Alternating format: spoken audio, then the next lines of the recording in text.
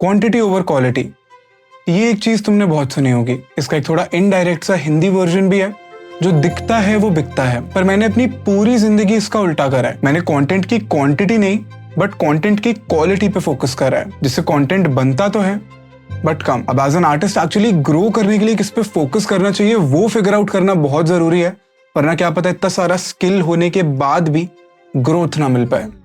Quality content upload करने का सबसे पहला फायदा मेरे को ये लगता है कि as a creator, as an artist तुम्हें अपने बारे में बड़ा अच्छा फील होता है। जब भी तुम बहुत टाइम लेके, बहुत मेहनत करके वो ये कंटेंट का पीस बना के उसको अपलोड करते हो, तो अपलोड करने के बाद एक तो अगर लोगों को अच्छा रिस्पॉन्स आ रहा है तो बहुत ही मजा आता है, बट फिर भी जब हम उसको खुद से ही देखते हैं और एक एक डिटेल जो हमने क्रिएटिंग के प्रोसेस में क्रिएट करी थी उसको हम सुनते हैं एज अ फाइनल रिजल्ट, तो बहुत ही एक सेटिस्फैक्ट्री वाली फीलिंग आती है कि यार कुछ अच्छा अचीव कर लिया है मैंने। इसका एक छोटा सा एग्जाम्पल है, मेरा एक गाना है फना जो मैंने कुछ टाइम पहले रिलीज किया था, और जब मैं उसको बना रहा था और रिलीज करने के बाद भी मेरे को लगा था कि इस पे बहुत अच्छा रिस्पॉन्स आने वाला है, क्योंकि मेरा जो उसके पिछला वाला गाना था जो सिमिलरली काफी फन और अपबीट टाइप की वाइब का था वो काफी चला था, और उस पे करेंटली 70,000 स्ट्रीम्स हैं, जो मेरे लिए तो अभी के लिए बड़ा नंबर है। जब ये फना रिलीज होके नहीं चला तो ऑब्वियसली मेरे को थोड़ा बुरा लगा, बट फिर भी आज भी जब मैं उसको सुनता हूँ यूट्यूब म्यूजिक पे, स्पॉटिफाई पे, और एक एक छोटी छोटी डिटेल वो मैं नोटिस करता हूँ जो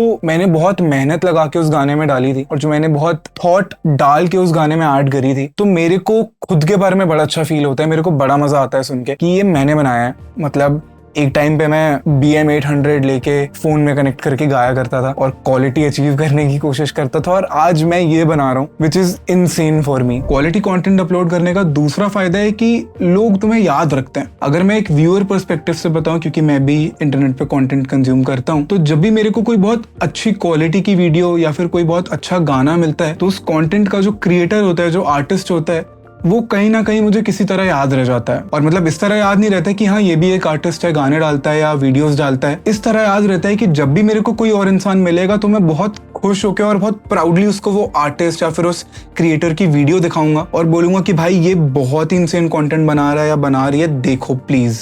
अब अगर वो क्रिएटर अगले 4 महीने बाद भी कुछ अपलोड करता है या 1 साल बाद भी कुछ अपलोड करता है, तो जैसे मेरी फीड में वो आएगा मैं तुरंत उस पर क्लिक करने वाला हूँ over all the other content जो मेरे सामने होगा उस टाइम। इसका एक सिंपल सा एग्जांपल जो मेरे मन में अभी आ रहा है वो है अनूप जैन। अगर उसके नंबर ऑफ सॉन्ग्स और नंबर ऑफ ईयर्स काउंट करो जब से ही uploaded his first content on YouTube, तो वो रेशियो कुछ बहुत अच्छा नहीं है, क्वांटिटी बहुत ही कम है, बट फिर भी बहुत लोग उसको पसंद कर रहे हैं, बहुत लोग उसको याद रखते हैं because of the quality, specially writing की जो क्वालिटी होती है गानों की। फिलहाल जो मैंने ऑब्जर्व किया उसके हिसाब से मेरे को यही 2 मेन एडवांटेजेस लग रहे हैं।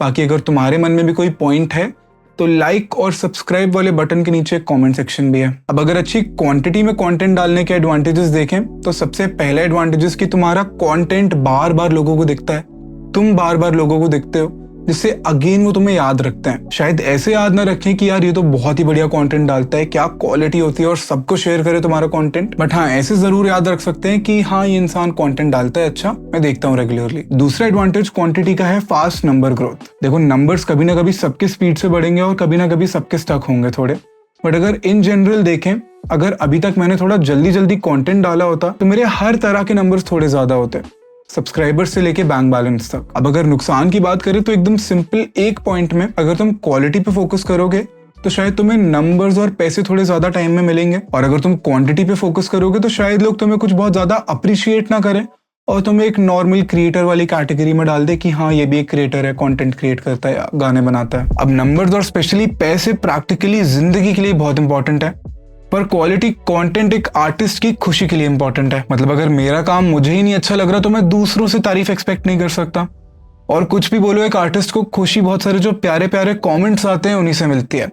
जब भी कोई आके सामने से बोलता है कि भाई बहुत बढ़िया काम किया तो बहुत अच्छा लगता है। तो क्वालिटी और क्वांटिटी दोनों दोस्ती क्यों नहीं कर सकते, क्वालिटी भी हो क्वांटिटी भी। देखो अगर तुम दिन के 7-8 घंटे कोई ऐसे काम में लगा रहे हो जो तुम्हारे कंटेंट क्रिएशन वाले काम से बिल्कुल भी रिलेटेड नहीं है, पर फिर भी उसमें मेहनत भी लगती है, इंपॉर्टेंट भी है, for example job, college, school, और उसके बाद तुम्हारी फिजिकल हेल्थ शायद बहुत अच्छी नहीं हो, मेरी फिलहाल बहुत अच्छी नहीं है। और नींद की बात तो करते ही नहीं है, तो एक चीज होती है थकान। अब देखो कुछ भी कर लो, सिर्फ आसान है बोलने से सब कुछ आसान नहीं हो जाता। थकान और कम प्रोडक्टिविटी की सबसे कॉमन प्रॉब्लम प्रोक्रास्टिनेशन का इलाज हमें खुद ही ढूंढना है, जिससे हम दिन में 16 से 18 घंटे काम कर पाए। जो जिंदगी की नेगेटिव एंड पॉजिटिव सारी टाइप की डिस्ट्रैक्शंस को ध्यान में रखते हुए करना इज वेरी टफ। तो मतलब अकेले तो हम क्वालिटी और क्वांटिटी दोनों का ध्यान नहीं रख सकते हैं। Again with all the other work जो हम कर रहे हैं, जो हमारे लिए इंपॉर्टेंट है और हमारे लिए कोई और नहीं कर सकता। जैसे मैं दिन में 5-6 घंटे कोर्स की क्लासेस लेता हूँ, लोगों को सिखाता हूँ और बाकी थोड़ा बहुत क्लाइंट वर्क करता हूँ। पर जो कंटेंट क्रिएशन वाला काम है, शायद वहां तुम हेल्प ले सकते हो पैसे देके। जैसे video editor, music producer, lyricist, इन सबको हायर कर सकते हो। लेकिन अगर काम अच्छा चाहिए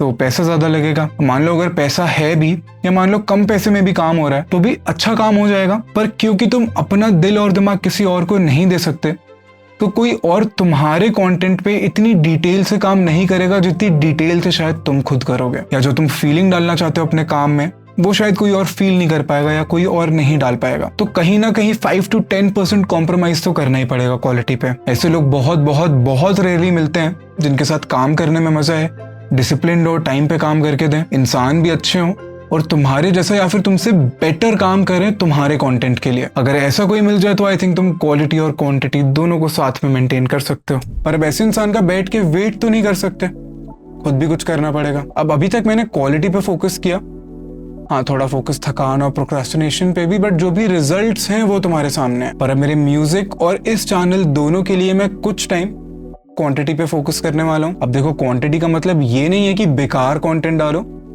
क्वांटिटी का मतलब ये है कि एक 3 सेकंड के इफेक्ट के लिए 3 घंटे मत खर्च करो। बेसिकली वो चीजें करना छोड़ दो जिससे तुम्हारे कंटेंट पे जमीन आसमान का फर्क नहीं पड़ने वाला है। मैंने इतना टाइम क्वालिटी को दिया है कि मुझे पता है कि मैं कम टाइम में भी बहुत लोगों से वे बेटर क्वालिटी की चीज बना सकता हूँ। तो ये गलती मत करना कि एकदम ही गंदी क्वालिटी का कंटेंट बहुत सारी क्वांटिटी में डाल रहे हो।